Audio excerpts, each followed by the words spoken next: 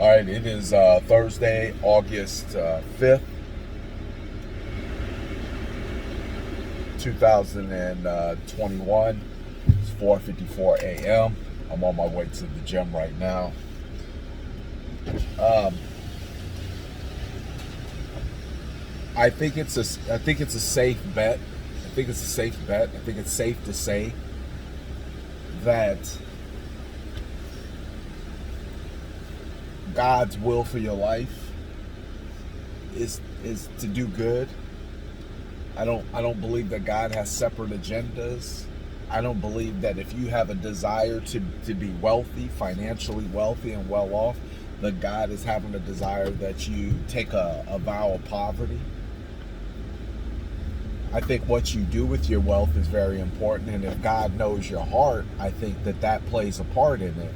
But ultimately, if everything is in alignment and you have a request on your heart, then I believe ultimately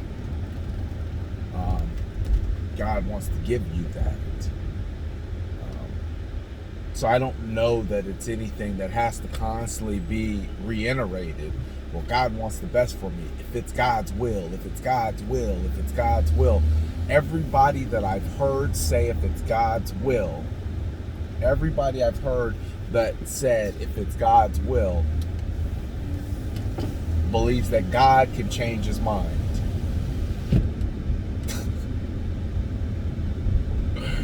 And what was so funny is these thoughts that I'm talking about right now, my pastor was speaking about them on midweek service last night. Me and my wife went to the gym. Now, I almost didn't make that service. I almost didn't watch it. It's on TV or streaming. And she said something that resonated. Said God doesn't change his plans for your life, but it's possible for you to do things to move yourself away from your blessings, to remove the good things that are supposed to happen in your life. It's possible for you, but God does not all of a sudden say, you know what, I changed my mind, we're not doing this anymore.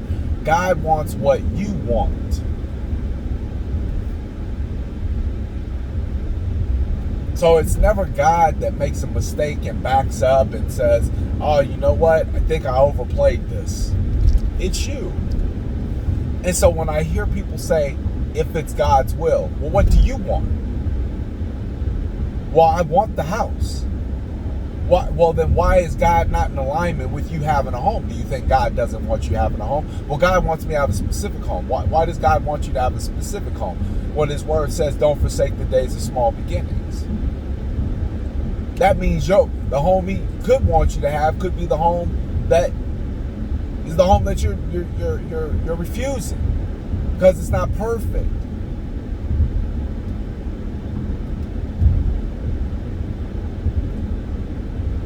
Last I checked, he took Joseph from a prison cell and then he took David from a hog pen. Where do you want to start?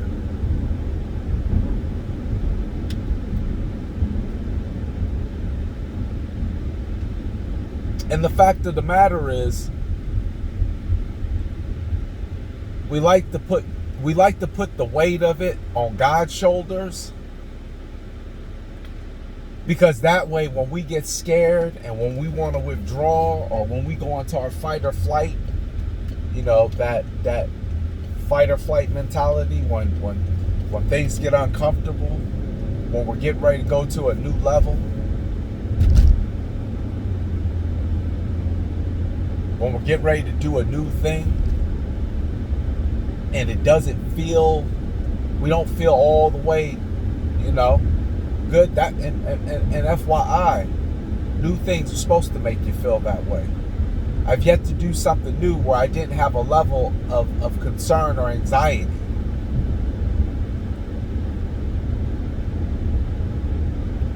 So don't place the blame on God. God didn't change his mind. If he gave you the ability to do it, and it was on your heart to do it, and it didn't happen, maybe you ought to take some responsibility.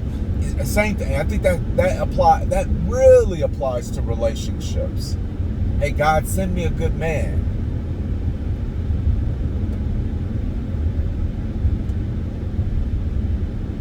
Or woman, or whatever, whoever or whatever you are.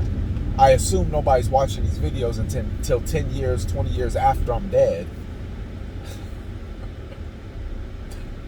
Send me a good man, send me a good woman. But because you didn't ask God to make you a good man or a good woman for a good man or a good woman, you are unable to recognize it. God will deliver, but are you prepared? I'll leave it at this. One thing that I've learned through my trials and my errors and my losses, one thing that I have learned is that there's always room for me to grow. There was always room for me to grow. Even if the situation may have been so far away from my fault or my responsibility, if I was involved in the storyline, there's a level of learning that I can take from that situation. Because at the end of the day, I know that God is a deliverer. He's a promise keeper. He's a way maker. I know that those things will happen. Therefore, all I need to do is just show up. All I need to do is ask him to prepare me for when it happens. One, prepare me so that I don't use my physical senses and miss the opportunity. And two, that I don't squander it. Which became a very strong situation. I think that's why when it comes to money, I do the things that I do. I handle it the way that I handle it. I've lost it. I think that's why I handle love the way I handle love, because I don't want to lose it. I don't want to lose it. That don't mean that I'm going to let it use me, but that just means I respect it.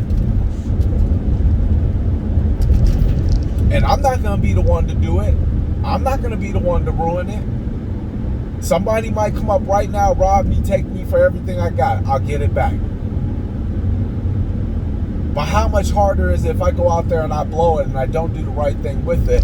Well, I feel like getting it back. Or if I go out there and I cheat on my wife, how much am I going to feel like getting it back? There's a big difference.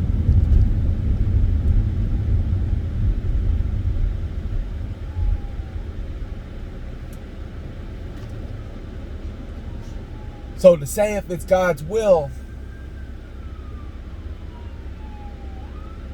that's a cop-out.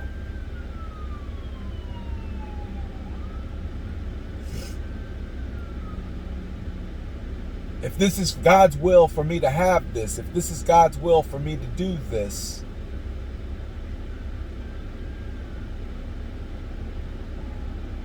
I would say God is in alignment if it means you eat the good of the land. But he's not in alignment if he feels like it's going to turn you into something that would make you feel like you more than what you are. The word also says, thou shalt not think more highly of themselves than they ought to. So if it's going to cause you to think highly of yourself than you ought to, I can see why he would say no. But if it's God's will, why would God not want you to have a home? If it's God's will, why would God not want you to have a spouse? He says, grow, populate the earth. He said a man will leave his family in order to take on a wife.